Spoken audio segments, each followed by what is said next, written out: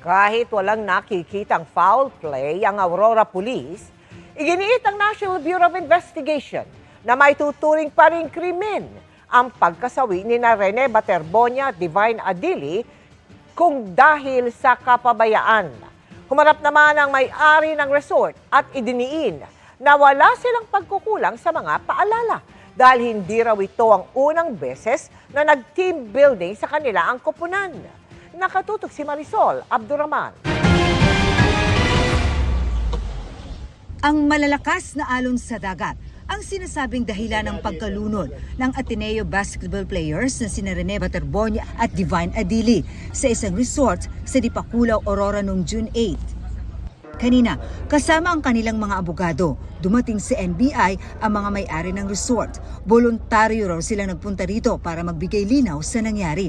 Ayon sa abogado ng resort owner, nagbook sa resort ang basketball team ng Ateneo para sa isang team building.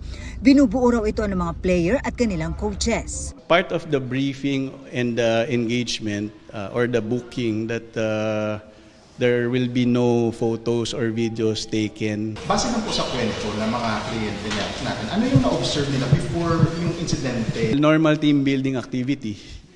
I've seen some videos and they looked normal, happy. Alam daw ng basketball team ng Ateneo ang sitwasyon sa lugar bukod sa mga paalala ng resort. Sa possible risk, hindi rin daw ito ang unang pagkakataon na nagsagawa ng team building sa nasabing resort ang team ng Ateneo. The players are informed of the landscape and the challenges that they will be facing. In the resort itself, there are house rules and guidelines posted in every room, very specific to rip tide or rip current. As far as your client is concerned, wala kayong pagkukulang? Of course, all the necessary precautions were there. And again, let me reiterate that this is not the first time that the Ateneo men's basketball team stayed in the resort. They've been booking, I think, for the past 3 years na. Lifeguard. Yes, merong lifeguard. In fact, first responder yung lifeguard nung resort. Nilinaw din ng abogado na walang weight sa kanilang mga paa ang mga nalunod na player, taliwas sa mga naglalabasang impormasyon. The video footage speaks for itself. Walang pabigat na nakita. Early on, I think now we can already categorically say na walang ganyan. Hindi yan nakita nung rescue efforts. Sa isang pahayag ayon sa NBI, nagpadala na sila ng task force para imbestigahang mabuti ang lahat ng mga anggulo. Kahit pa raw sinabi ng Aurora Police na wala silang nakitang indikasyon ng foul play.